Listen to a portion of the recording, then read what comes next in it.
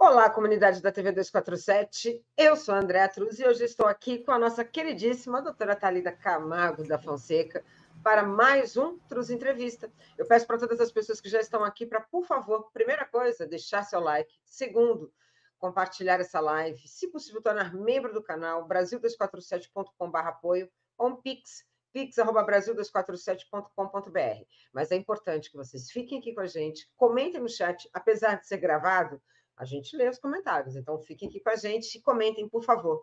Mas chegar e dar o like é fundamental. Thalita, querida, boa tarde. Como vai? Seja bem-vinda. Olá, Andréa.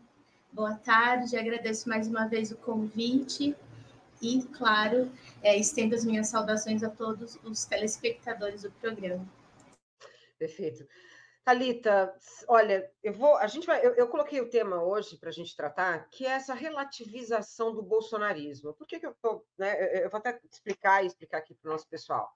A gente tem visto, dos 15 dias para cá, a imprensa tradicional, né, deixando ali alguns recados subjetivos de que existe figuras do bolsonarismo que são mais, é até engraçado, moderadas.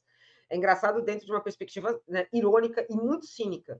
Porque não há bolsonarismo relativizado. Tem isso foi colocado, acho que na semana passada, ou retrasada, acho que foi nessa semana até, pela Globo News. Eles colocaram ali, tanto que a Flávia Oliveira, que é a jornalista, ela falou assim, olha, não existe bolsonarismo moderado, mas o que está na pauta é isso. A gente viu também, ainda a imprensa tradicional, tratando já o Tarcísio ali com uma figura mais palatável, parece que até palatável para 2026. Também bem maquiado, como um gestor que traz, né, o pano de fundo para ele carregar essa balela, né, ou então esse estereótipo, né, de gestão, porque essa gestão não existiu enquanto ele era ministro do Bolsonaro, é todo esse projeto de privatização em São Paulo. Quer dizer, então a gente. E aí, eu vou começar com essa pergunta, Thalita.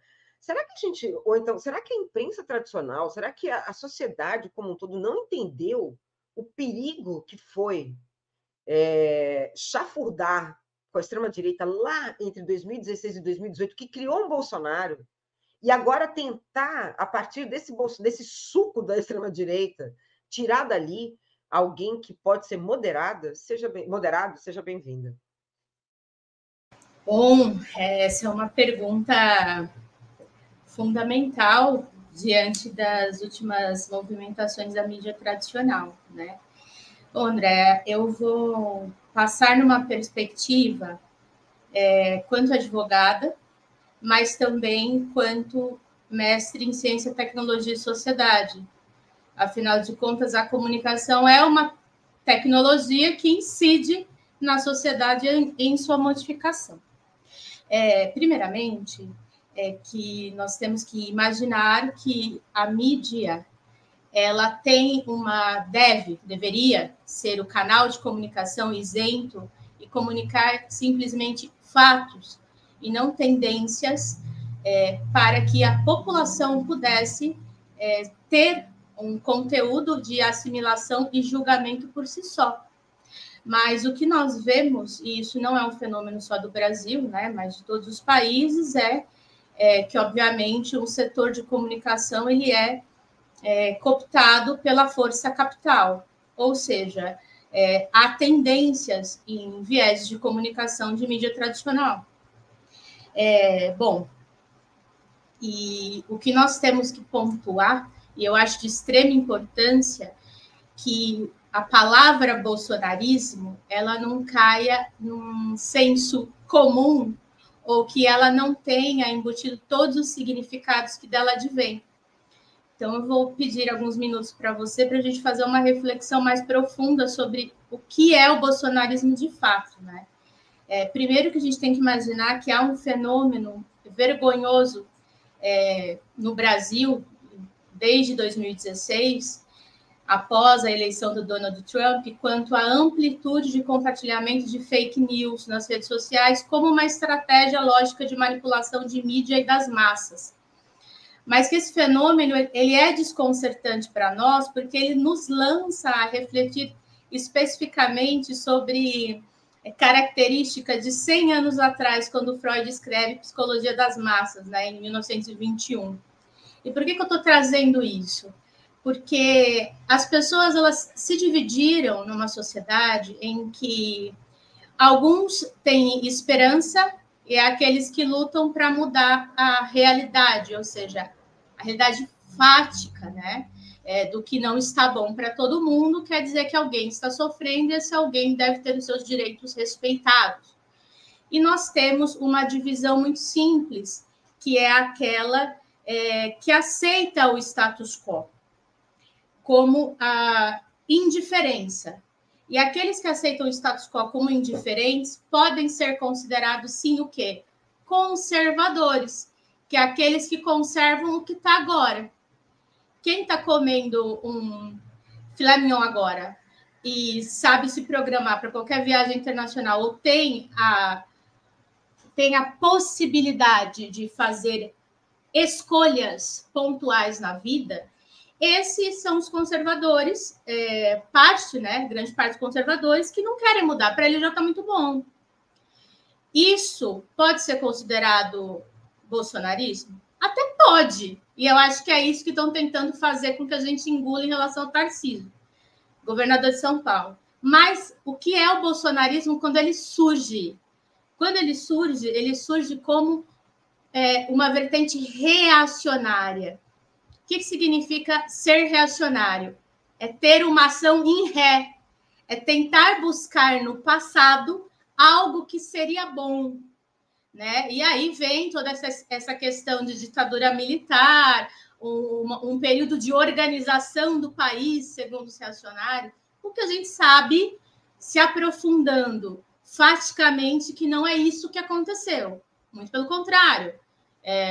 Dissolve-se a Suprema Corte, todos os direitos são suspendidos a partir de movimentações dos militares, e isso faz com que a violação de direitos humanos ocorra desde então. Então, assim, o plano de fundo dessa questão do bolsonarismo, ele é gigantesco. O debate do fenômeno do bolsonarismo, ele comporta uma dupla complexidade, posso dizer, né? Primeiramente, é aquela que tem a sua própria dificuldade de enxergar ou apresentar através de uma luz que ofusca. Por quê? A quantidade de fake news criada por essa vertente bolsonarismo, esse fenômeno, é tamanha que ela vem a ofuscar o que era verdade ou não em época eleitoral e fora dela. Quanto a isso, né, a Agamben fala muito bem sobre isso quando ele propõe que o contemporâneo ele está justamente no exercício de dividir o que é trevas e o que é luz, né? E a gente sendo ofuscado o tempo todo. É como se a gente tivesse em um período em que as informações e a facilidade de termos informações também nos levou ao abismo de estarmos desinformados pela quantidade de informações que nos chegam. Então, o bolsonarismo em si é essa questão reacionária, mas também é essa questão de conservadorismo. Por quê?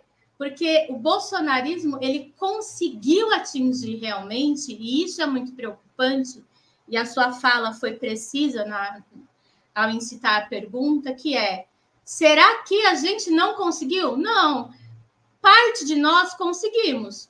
Os esperançosos que querem que a realidade fática mude. Mas os conservadores foram cooptados pelo fenômeno bolsonarista, assim quanto os reacionários.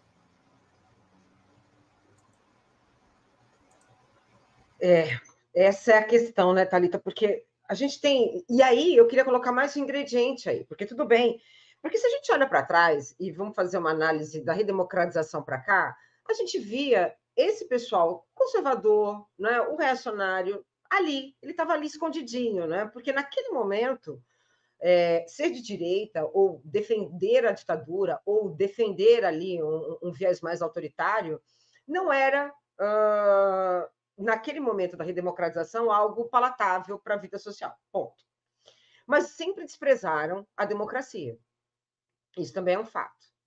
Né? A democracia ela vem trazendo uma lógica de direitos, e aí eu quero passar novamente para você, que é viver dentro de uma lógica democrática, mas as pessoas confundem, porque olha a confusão que é para o conservador.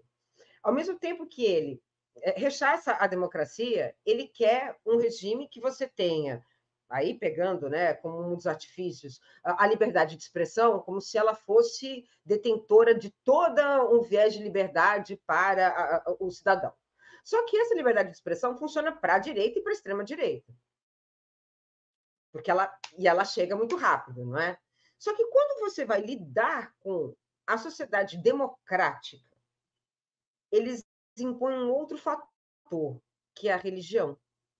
Como é que a gente lida com direito, religião, direitos humanos e essa lógica da religião impondo ali um limite para as ações, inclusive, da própria democracia?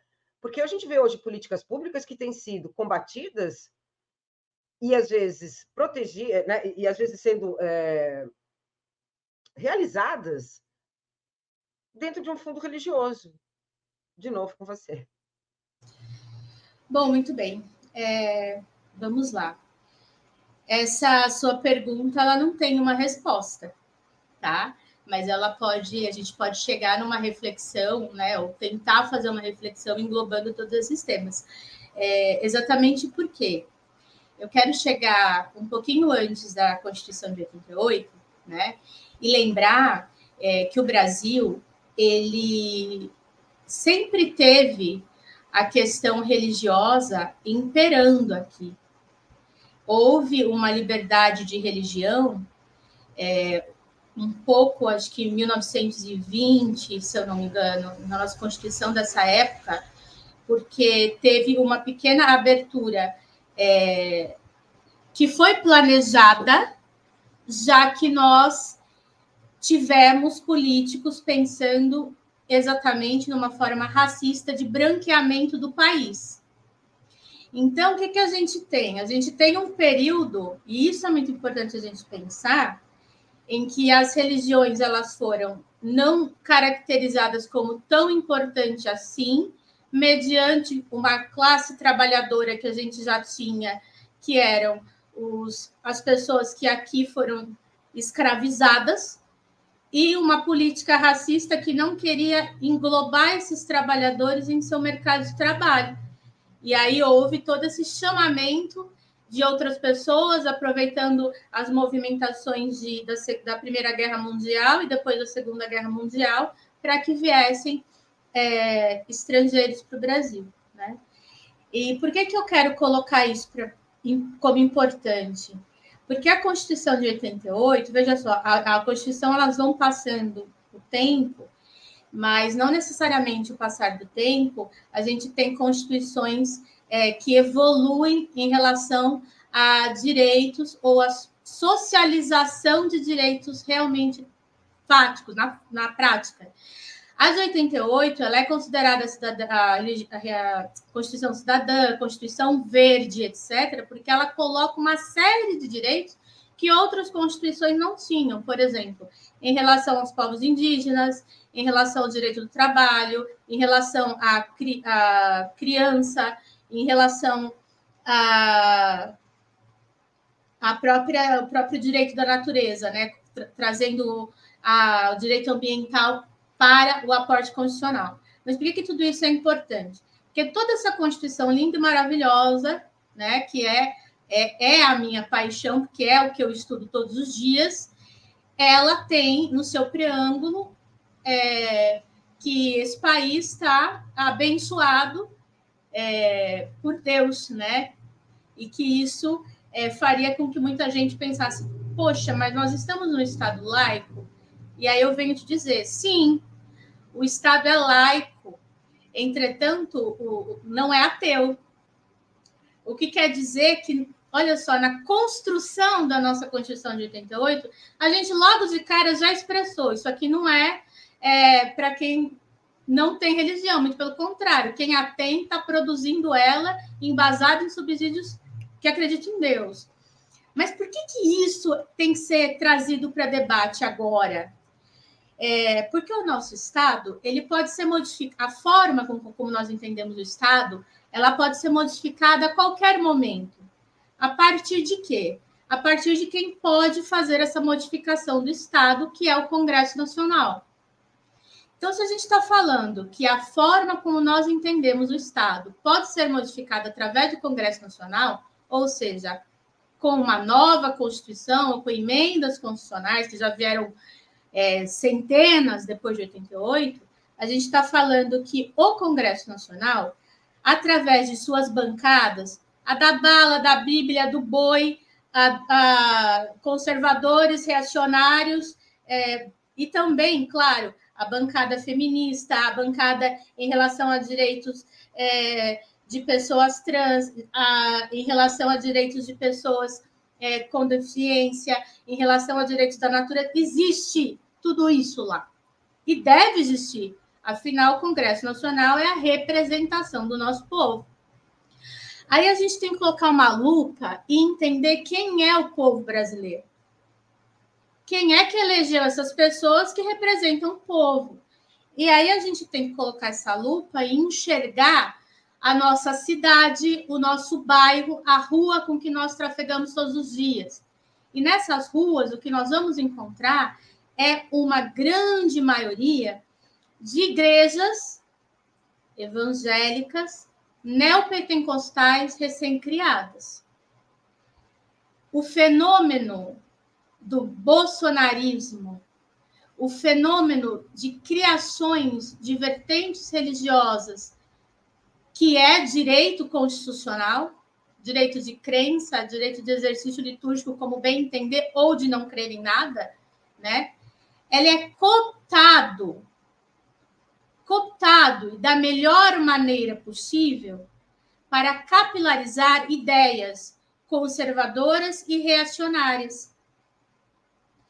Então, quando a gente caminha pelo Brasil e a gente imagina que a maioria da nossa população é parda ou negra, e sendo parda ou negra tem a sua ancestralidade em uma relação profunda com religiões de matriz africana, e quando nós vemos que a maioria da população brasileira é mulher, isso faz com que a gente pense, espera, se a maioria da população é parda ou negra, se a maioria da população é mulher, por que é que, se nós olharmos para o Congresso Nacional, o que nós vemos em pauta são direitos das mulheres sendo reprimidos e pautas de descaracterização, como se não existisse o fenômeno do racismo no Brasil, não existisse o fenômeno da misoginia no Brasil. O que eu posso dizer para você é que isso tem total relação com a religião. Porque a pessoa, o indivíduo, e isso é muito interessante, né? O indivíduo, ele surge quanto indivíduo quando ele consegue se expressar. E a expressão principal, até da criação realmente do que é direitos humanos, na sua concepção mais originária, é realmente a expressão sobre quem é e o que acredita ser. E se existe ou não um Deus e a que Deus aquela pessoa cultua. Então, veja, a gente tem pessoas sendo cooptadas através do seu ser individual, na sua vida, nos detalhes da sua vida mais sutis, que é o não reconhecimento de muitos direitos, os sofrimentos diários, que eles são ali respaldados através da religião. Por quem? Por pastores neopentecostais, que capilarizaram o bolsonarismo a partir de 2013. 2013. Importante, é verdade. E aí é tão triste, porque, ao mesmo tempo, o que você tinha nessa época? Ganhos dentro de uma lógica de políticas públicas em alguns pontos, em alguns temas. Por exemplo, na educação. quando tentava explicar, que fala, né, ampliar as discussões dentro de escolas, no que se diz, né, relacionada à violência doméstica, relacionada a mesmo a confusão que fizeram, né, com a educação sexual para uma educação, imagina, a mamadeira de piroca que fizeram em 2018, a ideologia de gênero que surgiu e que até hoje, né, nenhum pai abriu a mochila e encontrou ali algum livro, né, que trate sobre, mas ela continua existindo em salas de aula. Por outro lado, e isso veio. Por que eu estou comentando isso, Thalita? Essa semana, não sei se você viu, surgiu um vídeo de um pastor em que ele fala que a culpa também é da criança quando sofre uma violência sexual. André, é horrível isso. E aí eu não vi, porque... não, mas eu peço para que você me passe, até para que eu possa, né, quanto ativista de direitos humanos, tomar uma ação nesse sentido. Vou te mandar. Porque realmente a gente não consegue tomar conhecimento de tudo, né? Olha só, o que eu posso falar, né, para a gente começar a refletir, é que nada é desconectado e tudo é um projeto. Então, até por exemplo, o projeto de lei Escola Sem Partido. Esse é um exemplo fático, né, prático, para a gente entender que o quê? Que o nome do projeto ele já veio para causar confusão. E é nisso que eles ganham. Porque o projeto da narrativa é: vamos criar um nome que as pessoas fiquem indignadas, porque ninguém quer saber de comunista na escola. E aí, por conta disso, a gente vai debater que nenhum professor deve falar sobre determinadas coisas. E aí eles tentam encaixar uma fala civilizacional, que é a fala do professor em sala de aula. Afinal de contas, ele está tentando instruir aquela pessoa para enxergar para além dos horizontes que ela já entra na sala de aula, fazer com que ela não consiga ir além do que ela já conhece, ou ir além do que os pais falam, ou ir além do que a igreja fala. E isso vai minando possibilidades da nossa sociedade se tornar civilizada.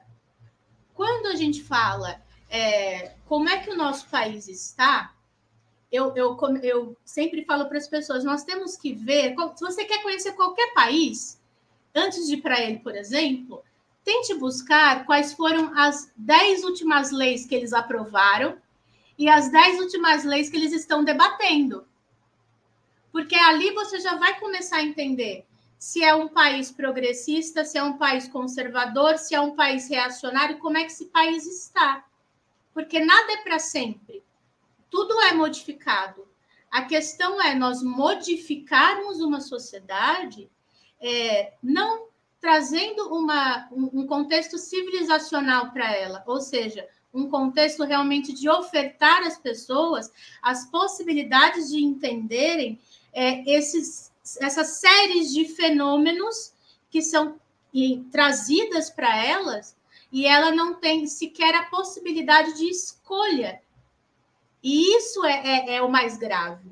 O problema é que a direita brasileira e a extrema-direita, eles realmente tiveram a habilidade de conseguir capilarizar suas ideias através das igrejas evangélicas neopentecostais, mas não só.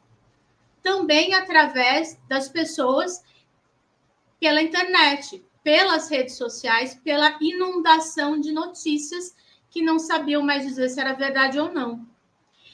E nós, quando eu digo nós, eu sou de esquerda no sentido de ser progressista, de ser esperançosa e não entender o Estado como estão as coisas como bom, não conseguimos fazer isso. E aí nós temos que imaginar uma outra coisa, né? É até interessante isso, porque as pessoas falam, você está me chamando de burro? Não, jamais. Mas existem pessoas, né, que é uma questão que deve ser debatida, que é assim, existem intelectuais de direita? Quem são? É uma pergunta. Existem intelectuais de esquerda? Quem são? Por que a esquerda, ela sempre tem os seus intelectuais e eles sempre estão sendo muitas vezes preteridos pelo próprio Estado?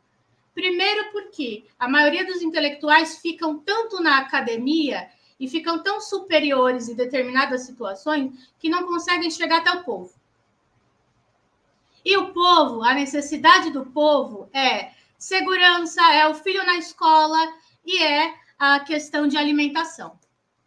E aí, se essa pessoa recebe uma cesta básica na escola, vai dar ouvido para o pastor que está ajudando naquela primeira hora na necessidade principal do direito dela, ou vai ouvir o intelectual que está falando algum discurso em qualquer programa, por exemplo? Não vai. A questão de segurança. A questão de segurança pública é um tema que nunca foi dominado pela esquerda brasileira. Nunca! E a esquerda brasileira deve pensar sobre isso e criar condições de discussão sobre isso. Porque o que a gente está vendo em São Paulo, que eu falo propriamente porque é o estado que eu moro, em outros, são governos que estão criando exércitos paralelos com as suas polícias militares e dando a elas um poder de força, tamanho, até desviando função que é constitucionalmente realizada pela Polícia Civil, que é a questão de investigação, por exemplo. Então, vamos trazer esse ponto, porque eu achei muito importante também, porque a gente está falando, olha só, e está tudo entrelaçado com o tema principal. A gente já falou da religião, agora vem a questão da segurança. E sempre a educação, e o pano de fundo está ali, ó, a religião ali pautando, né? O que significa a polícia de Tarcísio, em São Paulo, com Derrite, que era uma pessoa que tinha ali, né, e verbalizado que um bom policial é aquele que tem mortes ali como parte do seu currículo, ele se torna um secretário de Segurança Pública. Vem uma operação que nos lembrou, pelo menos me lembrou muito, as operações que a gente tinha na polícia lá naquela transição dos anos 80 e 90, não é? Uma polícia muito ostensiva. Para piorar, vem esse viés que é assustador, que é o uso da igreja evangélica nesses espaços, inclusive abrindo seus templos para que eles possam ter cultos, e vão, parece, pelo que eu vi, uniformizados. E para fechar, essa história que é muito absurda, da interferência da polícia militar e a polícia civil. O que isso, qual é o caminho disso? Para onde isso vai? André, se a gente não tomar uma providência, aí eu falo a gente quanto população, a gente quanto cidadã, a gente que mora em um determinado estado, é o caos. Né? Porque é um estado de coisas inconstitucional, é um estado de coisas de violação de direitos humanos que não pode ser menosprezado. Então, assim, existe, claro, quanto a essas operações, já ações de associações de direitos humanos de grande relevância nacional em cortes internacionais. Só que isso demora 10 anos para acontecer. Enquanto o Brasil está sendo julgado porque tá gente morrendo. Tem gente morrendo na Baixada Santista e, assim, com o corpo na porta de quem vai ser a família de amanhã. E isso a imprensa tradicional não fala. A gente tem que imaginar que existe uma questão absurda, que é você deixar com que governadores, seus secretários, possam utilizar a violência como forma de governo.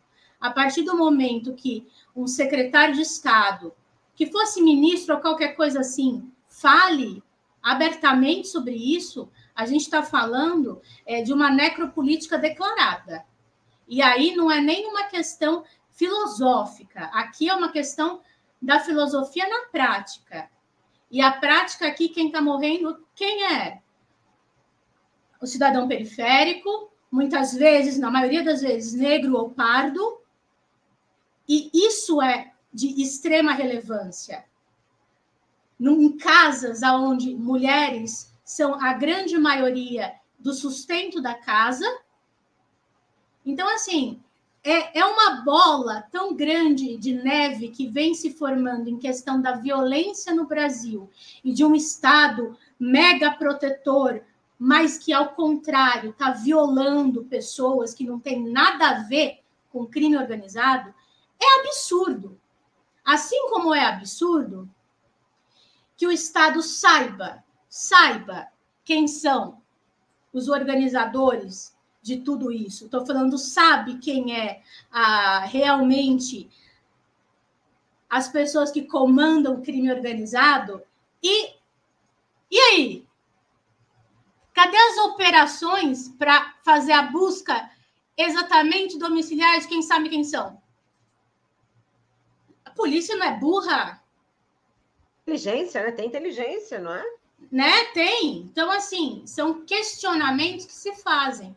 E a gente vai para um caminho muito grave no Brasil, que é o fenômeno que aconteceu no México, aonde, em algumas cidades, por exemplo, cidade, se não me engano, de Palo Alto, não.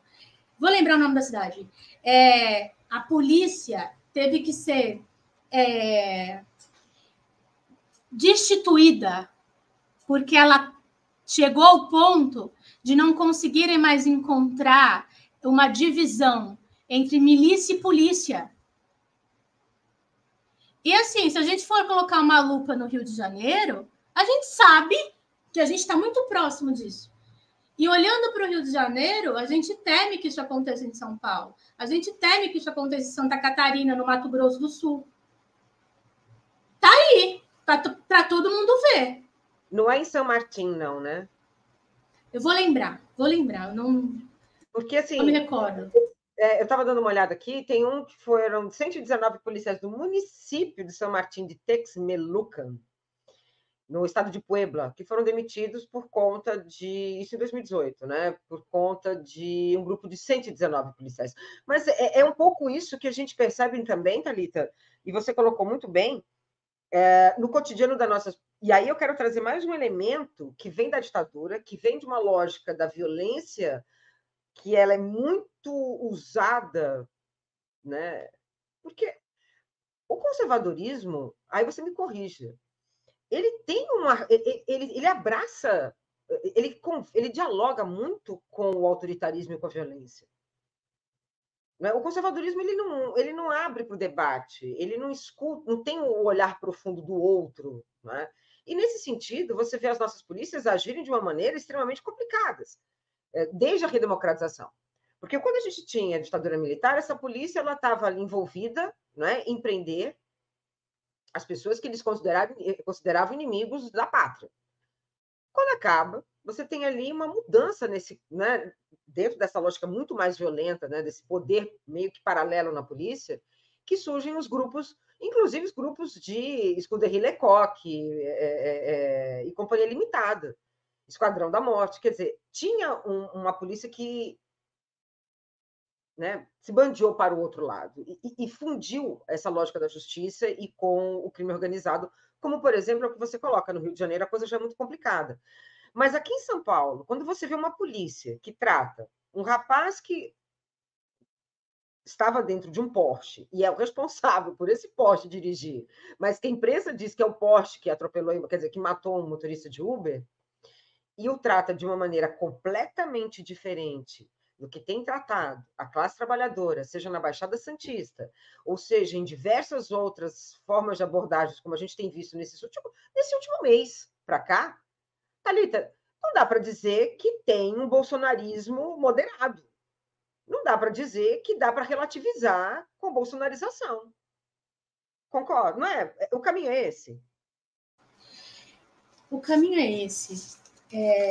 Eu vou tentar, né, expor da melhor maneira possível o que eu observo, né, quanto advogada que trabalha diretamente com violação de direitos humanos aqui no Brasil. A gente tem que pensar que a polícia... O que a polícia é? ela é uma protetora da forma de organização do Estado.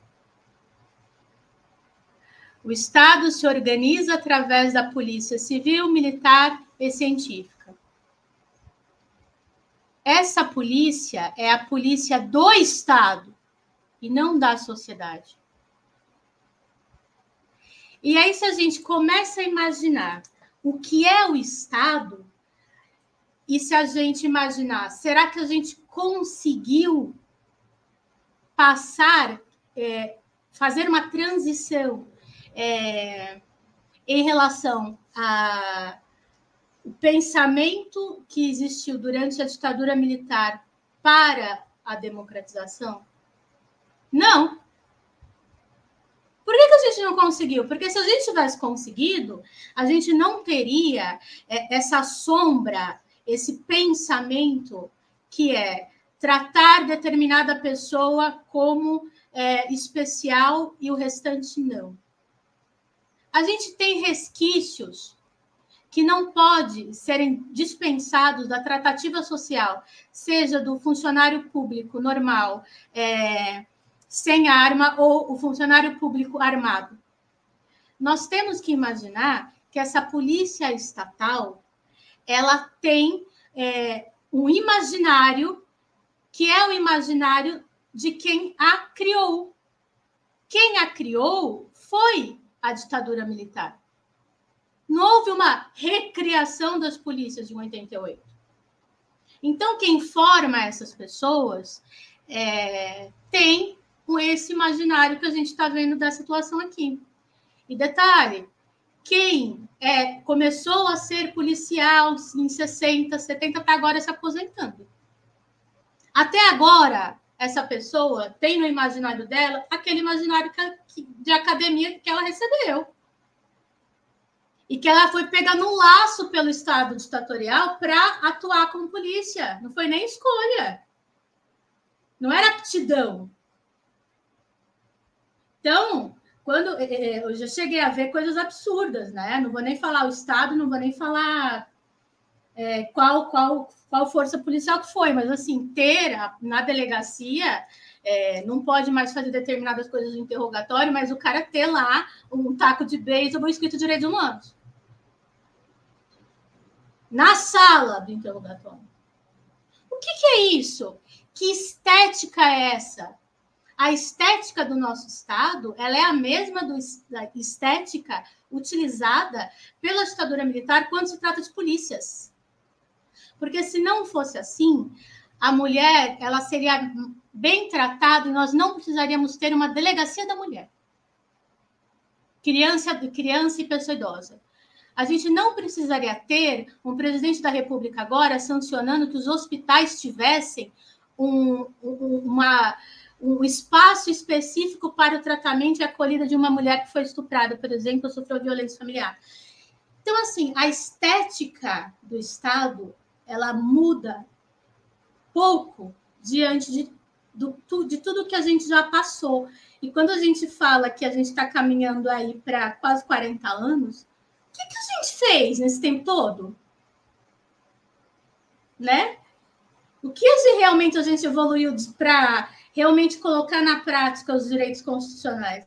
E é interessante, Thalita, porque isso dialoga com uma idealização da profissão da polícia que foi muito absorvida pelo Tropa de Elite, BOP, a partir dos anos 2000, lá, 2006, 2007, que eu me lembro que eu vi os meus alunos, e eram alunos do ensino básico, que via que aquilo ali era... Por quê? Porque tratava de, dentro de uma lógica para a juventude, arma, ligar a arma a uma noção de justiça, uma justiça do nós contra eles, sem entender as subjetividades dos eles, né? Nunca. Portanto, direitos humanos sempre colocado ali como algo a ser combatido. Por isso que eu acho que quando você fala dessa coisa absurda, né, né, de você ter ali esse tipo de semiótica, porque é uma conversa, e quer conversar, inclusive, com o advogado, né? Tem muitos recados por aí. Mas a gente vê que essa outra formação policial de jovens que estão entrando hoje na polícia, eles iam muito com esse resquício ainda de que era um espaço em que você podia exacerbar os limites, porque você estava em nome da lei. E isso também gerou um problema muito sério, porque, por exemplo, o BOP, né? Se a gente pega no Rio, a semiótica da imagem do BOP é um caveira, né? Isso, o que é uma caveira?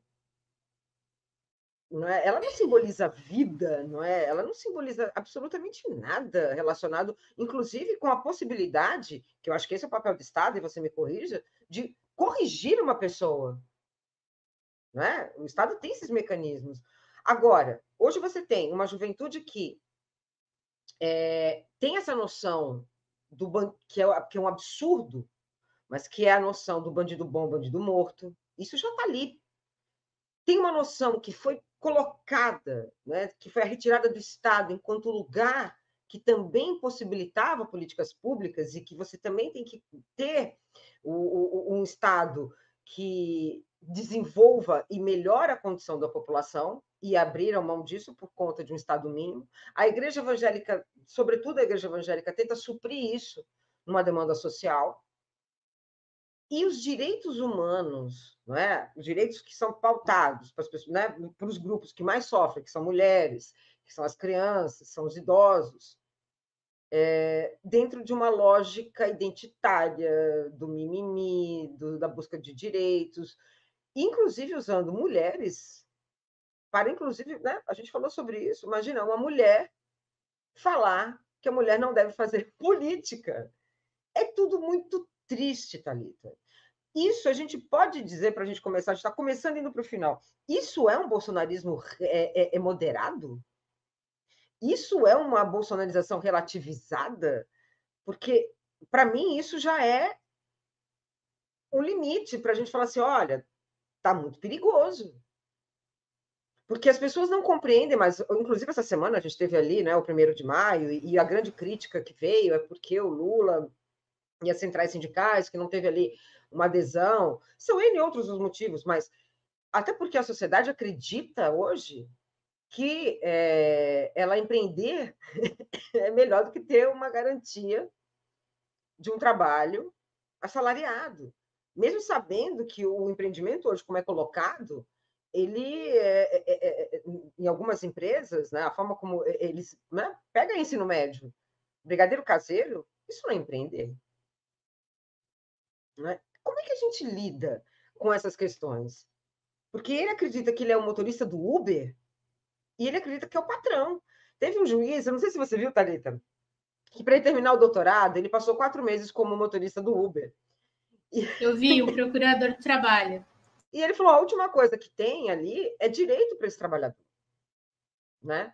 E como é que a gente sai desse nó que foi criado? Por um desprezo pelos direitos humanos, um desprezo pelas políticas públicas e o uso da igreja, da ordem, né, desse Estado autoritário emitindo ali, emanando a ordem, contrapondo com a democracia, porque o que está em jogo é a democracia. Quem vai sofrer, como um todo, é o Brasil democrático. É essa democracia que a gente tenta ainda, eu acredito que a gente não conseguiu colocar em prática de forma contundente, como deveria ter feito desde 1985, né? Andréa, o que eu posso dizer sobre toda essa sua explanação, né? Que acho que nesse dia de hoje nós estamos colocando uma lupa na sociedade em todas as vertentes que nós conseguimos nesse tempo que nós tivemos e que, como você bem disse, nada está desconectado, tudo é uma construção.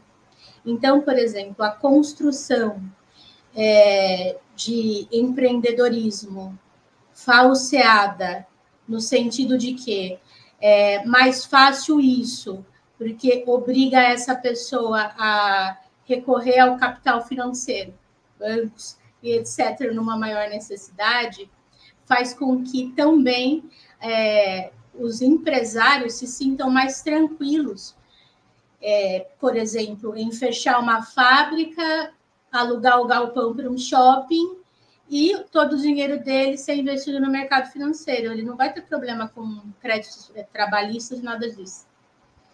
Então, assim, privatização, demonstrar que o Estado não é capaz de determinada situação e por isso que está o caos implantado em determinado segmento, demonstrar que os índices de desemprego eles têm aumentado porque o empresariado não consegue pagar os encargos trabalhistas.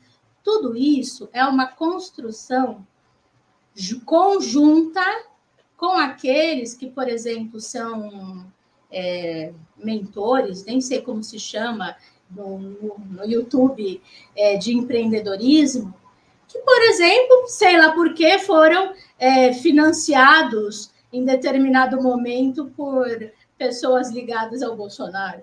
Então, assim, a construção dessa visão de mundo conservadora e reacionária, ela não tem um menos, né? Não tem um moderado. Aqui a gente tem um conglomerado de pessoas que estão num patamar financeiro bom no Brasil, uma mínima parcela, que consegue absorver a mídia tradicional e implementar formas de manipulação psicológica através da internet, da rede social e do uso de igrejas. Só que isso aqui é tão difícil, e eles pegaram um ponto-chave, né? Porque é tão difícil, porque se você fala que uma igreja está fazendo determinada coisa, você esbarra numa intolerância religiosa e aí você vai ter que construir uma tese gigantesca para demonstrar que aquela pessoa está sendo ludibriada. E também, se você pega a questão de redes sociais, você pega a questão também de liberdade de expressão, cerceamento dela. Então, como são temas muito delicados, pegar isso, digamos assim, colocar na mesa em xeque, em judicialização, por exemplo, é extremamente difícil. Então, quem pensa tudo isso, essa forma de ver o mundo, consegue, através do capital financeiro, também encontrar quem por trás disso? Pessoas que trabalham com comunicação, com psicologia social experimental, para que a gente molde determinada fração da população a pensar como quem tem capital financeiro para decisões. E aí a pessoa decide não estudar porque ela vai, através do Uber, conseguir ter determinada quantia de valores e fazer determinada coisa que ela empreendeu na vida dela, quer empreender na vida dela. Então, assim, é uma questão educacional, mas é uma questão educacional que também tem a sua relevância aqui na questão de manipulação mesmo. A gente não pode só falar que é uma população ignorante. A gente tem que falar que é uma população manipulada. E que a gente tem um vácuo nessa manipulação psicológica no Brasil, sempre, né, existiu. Então, assim, quando era rádio, provavelmente tinha uma situação. Na televisão, a gente sabe, não, mas passou em tal canal, então é verdade. Conseguiu pautar em tal jornal, nossa, você viu? É isso. Então, isso já é o segmento do quê? Manipulou para aquilo ali ser o único segmento sério que aquela pessoa deve entender como sério. E quando isso acontece através da rede social, a gente está falando que existem grandes bolsões de comunicações criados por experiências psicológicas sociais através da internet que faz com que aqui determinadas pessoas pensem como determinadas massas. E aí a gente retorna naquela primeira frase da minha fala, que é a psicologia das massas de Freud. Pois é, e que age realmente usando como um grande laboratório, né? Nós somos ali os ratinhos e o laboratório ali funcionando e alimentando com informação, desinformação, que é a tática do Steve Bannon, né? Na verdade, né, Thalita? É usar. E a gente fez uma outra live, você falando sobre isso, e a gente tem até que voltar um dia para tratar essa questão, porque você lida com aquelas 3 questões. Se você puder repetir, né, que é aquela coisa que é falsa, uma verdade e que é por favor. Explica aqui para o nosso pessoal. Tá, na verdade, essa é uma questão de publicidade militar, né? Que é a questão da propaganda branca, cinza e negra, que é a questão de uma propaganda totalmente falsa e ser inserida como tal, totalmente falsa só para criar um transtorno. Uma propaganda cinza, que ela pode ser em parte falseada, mas para criar um transtorno e levar pessoas a determinada dúvida. Então, o primeiro transtorno é para criar repulsa. O segundo transtorno é para criar dúvida.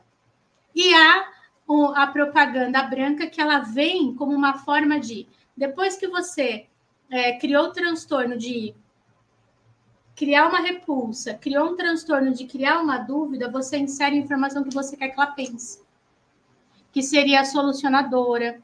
E aí a gente vai para um outro caminho, se a gente for pensar na questão psicológica mesmo, que é a questão, por exemplo, do mito do herói. Então, assim, sempre tem que ter um salvador, nunca é o cidadão. Não é o cidadão pela sua própria vida, sabe? Tem sempre que seguir um caminho. E quando é o cidadão pela sua própria vida, ele pensa no quê? Que ele tem que empreender. Ele não consegue sequer enxergar o que é o mercado econômico, muitas vezes. Perfeito, perfeito. Então, isso é desumano. É desumano. A questão é violento, né? Chega a ser violento. Não, demais. não, é uma forma de violência, né? Tanto que é uma forma de violação de direitos humanos, e eu tenho falado um pouco sobre isso, que é a questão de as academias, né? Quem estuda sobre isso tem que passar por uma série de projetos para ter aprovação para conseguir lidar na prática com os seres humanos. E o que nós temos é um grande laboratório mundial de pessoas conectadas à internet em que a gente não sabe quais são os termos, porque ninguém assinou nada. Então, eu posso dizer que hoje nós somos governados por um governo que nós não escolhemos, nós só aderimos. Perfeito, mais ou menos isso mesmo. Olha, a gente está caminhando para o final, Thalita.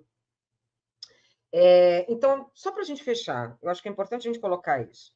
Ao mesmo tempo que a gente tem aí essa relativização desse bolsonarismo, tem o Bolsonaro essa semana, né, já pautou, já ficou lá no começo da semana, ele falou assim, olha, ele já vê o bolsonarismo, inclusive já vê ali que ele pode vir a não ser preso.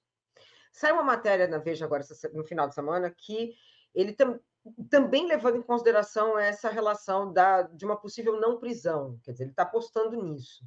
Thalita, pelos crimes que ele cometeu, pelo que ele está sendo nesse momento investigado, que foi por uma tentativa de golpe, porque ele tem uma participação ali. Isso é certo. Né? A gente pode entender que ele tem uma responsabilidade, porque uma hora você vê o Congresso ou a parte da extrema-direita falar numa possível anistia. Por outro lado, você vê a imprensa tradicional, às vezes, cobrando de Moraes uma atitude, falando que ele está extrapolando os poderes. Mas quando eles falam isso, ele está falando de uma investigação de uma tentativa de golpe. E que, pelo que se tem ali até hoje, né, corroborado ali de informações e provas, é que ele tem uma participação. Hoje dizer que ele pode vir... Porque esse também é um jogo que ele tem feito. Em São Paulo, apareceu no 25 de janeiro, depois no Rio, ele apareceu, né, fez aquela manifestação no Rio, foi no AgriShow em São Paulo, quer dizer, ele está aparecendo. Ele está apostando nisso? A gente pode... Mas, por outro lado, será que ele corre o perigo de realmente nada acontecer, não ter justiça? Não sei se a prisão é, mas não ter justiça, nesse caso?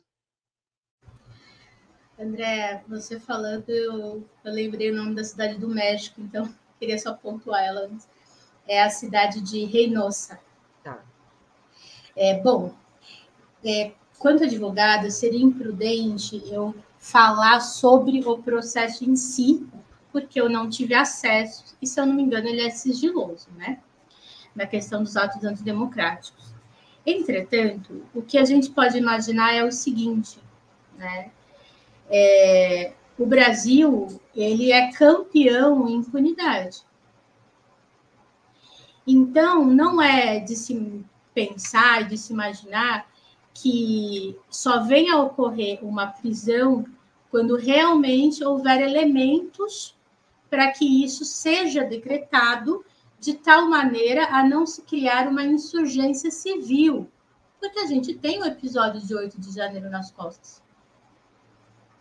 Então, assim, essa manipulação psicológica que a gente fala, etc., e essa questão da construção de um mito é muito grave em relação ao que o Bolsonaro representa, porque ele representa. Para parte da nossa população, ele representa. E para parte dessa população que ele representa, que pensa como ele, o Alexandre de Moraes, ministro, está cometendo crimes. Sendo que a gente tem que imaginar que o nosso Estado ele sofreu um golpe. Por algumas horas, as nossas instituições não tiveram controle sobre os edifícios onde elas estavam instaladas. Então, não é que não houve. Houve o golpe contra a Dilma e houve o golpe agora contra a instituição do Estado brasileiro. Então, assim, eu sou otimista quanto advogada, sempre, senão eu teria que deixar a profissão, de que ele não será preso, não será responsabilizado.